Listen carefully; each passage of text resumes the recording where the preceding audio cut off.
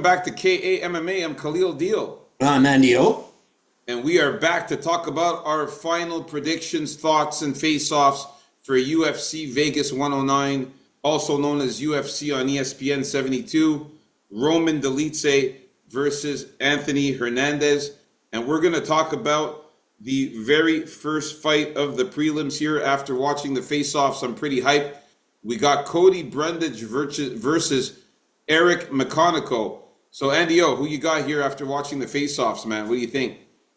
Yeah, here I gotta say I usually really enjoy Brundage's face-offs where he gets up there, looking like he'd rather be anyone else, and it wasn't quite the same this time. He seemed like he wanted to be a little more. There was just a little bit of a smirk going on, and there was the pulling up of the shorts. But I think he was also coming in there happy since he got that loss overturned into a decision. That's probably one of the best wins of his career.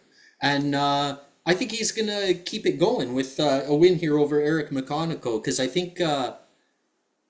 don't think Eric McConaughey is that great. And I think Cody Brundage is going to use his wrestling a little more in this one and take him down, maybe slam him down, like I said before, and get a knockout or a decision win.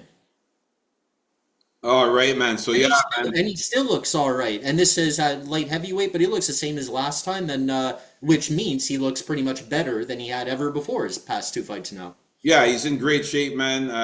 Looking at him here in the face-offs, man, I was like, yeah, he's still in good shape. Looks very lean. He looks, pretty built, pretty decent shape there. McConaughey is a little bit bigger, though. You can see here he's a little bit thicker. He's a little bit bigger, a little bit more muscular than Cody Brundage, and a little bit more cut than Cody Brundage. But yeah, he does look like a bigger guy, like the bigger guy out of the two. But Cody Brundage does look in good shape. Cody Brundage does have that a slight, tiny bit of a height advantage here. I'm not even sure actually because he's got that hat on like that there. Maybe it's McConaughey that's actually a little bit taller here, but they're supposed to be 6 foot each. But yeah, they're pretty much relatively the same height. But yeah, man, I'm going to go with Cody Brundage with not the most confidence here. I got to say that Eric McConaughey, it does look pretty scary. We'll have to see what he can do, but he does look pretty scary there. He looks pretty tough and pretty big there. So Can't do anything. I'm still going to go with Cody Brundage to get the finish here to win by knockout or submission. So I'm still sticking with Cody Brundage. Me and Andy O in agreement with the first fight of the prelims. All right, let's get to the next fight. The ladies going at it. We got Gabriela Fernandez against Julia Stoliarenko. Have to say here, Julia Stoliarenko is in great shape. She's very lean, looks pretty cut there, pretty ripped, and she's taller than Gabriela Fernandez by quite a little bit there. So they said 5'7" for Stoliarenko and 5'6" for Fernandez. Looks like Stoliarenko is probably at least 2 inches taller. But Gabriela Fernandez is very muscular, very built. She's pretty big herself. Not as jacked as she was before, though. I noticed that Gabriela Fernandez does not look as jacked as she normally does. Normally, she looks super built and big and muscular. This time, she's looking a little skinnier than we've seen her in prior fights. So I'm still going to stick with Gabriela Fernandez for that power. I know she's got those power punches, and she hits really hard. I'm going to stick with Gabriela Fernandez to get the win here. I got her winning by knockout or decision. There's no way she's subbing a submission specialist like Julia Stoliarenko, I don't think. So I'll go with KO or decision for Gabriela Fernandez.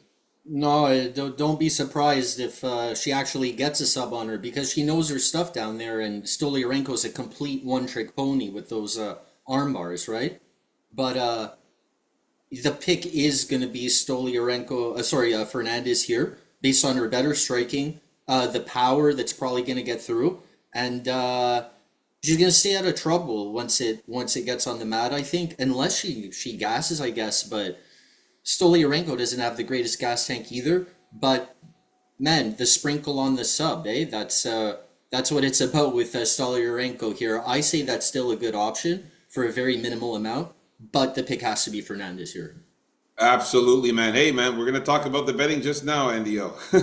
Yeah. Yeah, definitely. Julia Stoliarenko sneaky subplay is definitely in effect. So let's move on up to the next fight. Me and Andio agreeing with that one there, Gabriela Fernandez. Now we got Euros Medic against Gilbert Urbina. So who you got here, Andio, in this one here? Yeah, here I was expecting Gilbert Urbina to be a couple inches taller, but I still think his midsection is going to be exposed for those good Medic body shots. Medic is the better striker. I feel he's more UFC caliber here. And the only win he has is an Orion Koski brother or something like that. So that's not really saying that much for Gilbert Urbina. I think after getting KO'd early on that last time by Puni Soriano, he's going to look to atone himself and get a knockout probably in the second round. Yeah, man. I gotta say that these guys are both pretty much looking like in similar shape. I gotta say that Gilbert Urbina might be slightly a little bit more muscular there. He's very ripped as well. He does not look like he's 2 inches taller though. They had Gilbert being 6'3" and Medic being 6'1". They almost look the same, like the same height here. But Euros Medic still looks lean and also ripped as well. But yeah, the muscularity goes on the Gilbert Urbina side here. He's a little bit more muscular there. I'm still gonna pick Euros Medic to get the win here. But yeah, definitely Gilbert Urbina definitely does look like he could cause a problem here, especially the fact that he's a very good grappler and a jiu-jitsu guy.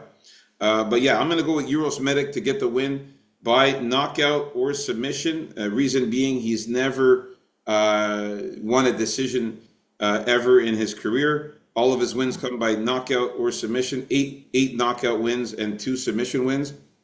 I'm going to go knockout sub for Euros Medic here to get the win. But don't be surprised if Gilbert Urbina ends up landing something or getting a Medic on the ground and causing some problems with him on the ground with a submission or something. So, but I'm still going to stick with Euros Medic. Okay. Next.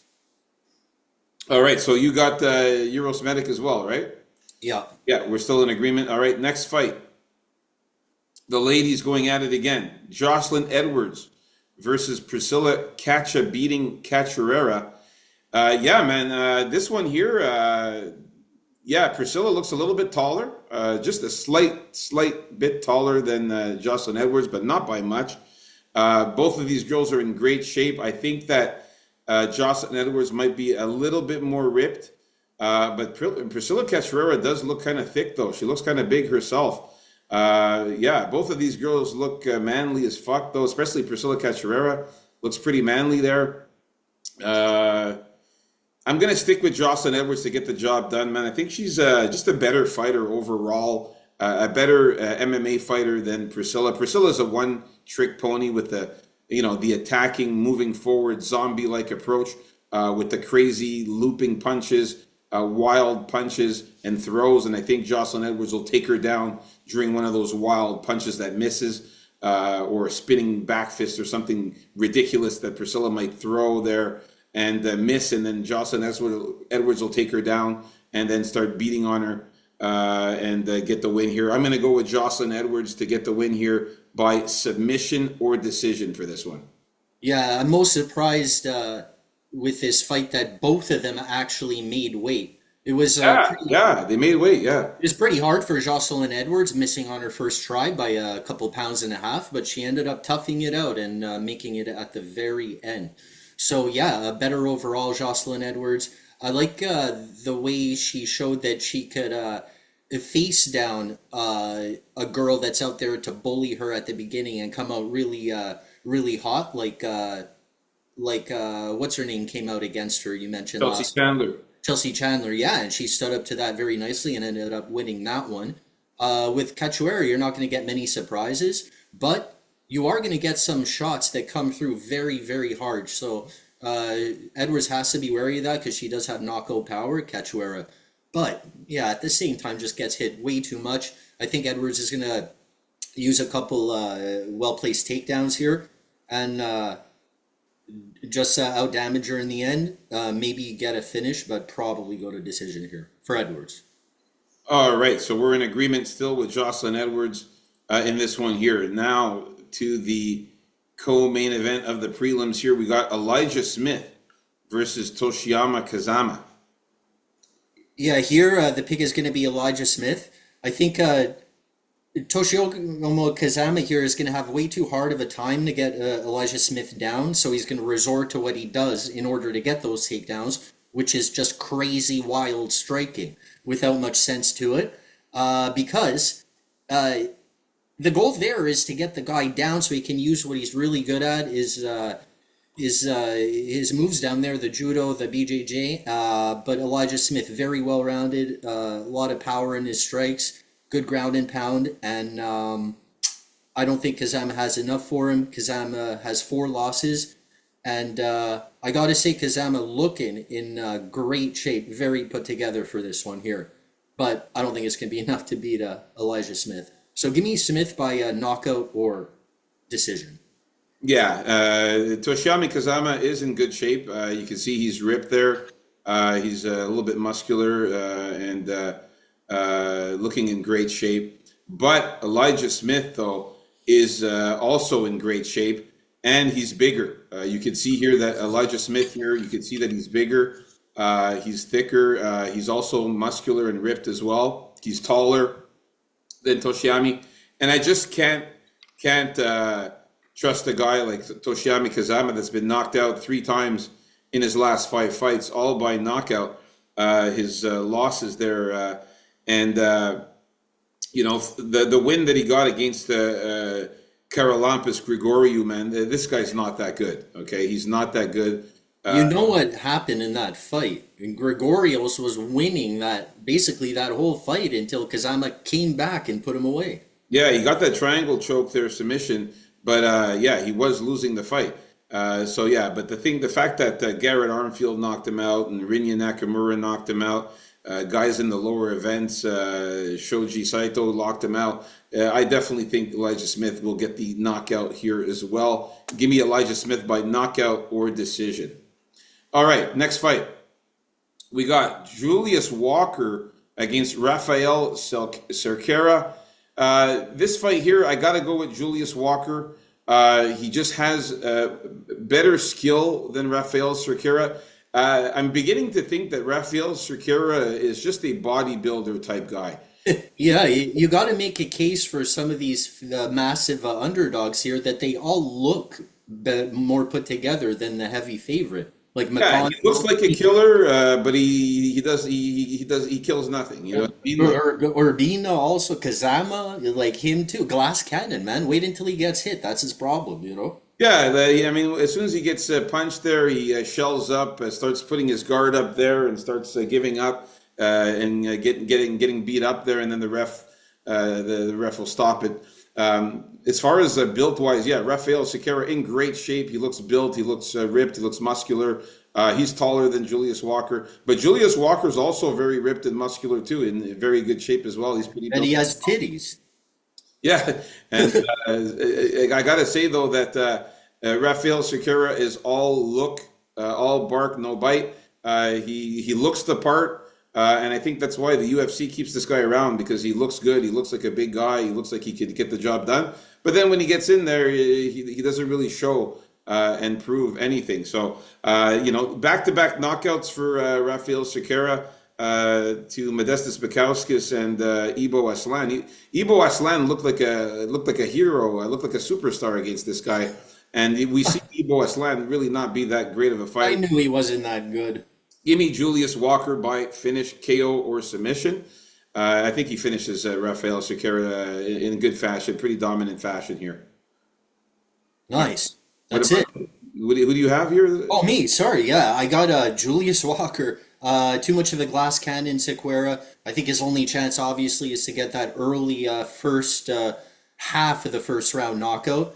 But I like Julius Walker's staying power in there. The way he was able to go to the decision in a short very short notice fight against the veteran Atomic Alonso Menafield in his last outing. So while they usually perform better in their second outing, he also had a full camp for this one. So yeah, give me Julius Walker by knockout or sub. So there you have it, folks. Me and Andy O in agreement with all of the fights still in the prelims. Stay tuned. Coming up next. Like and subscribe. Yeah, like and subscribe, people. And thanks for all the new subscribers, man. We appreciate you guys. Peace out.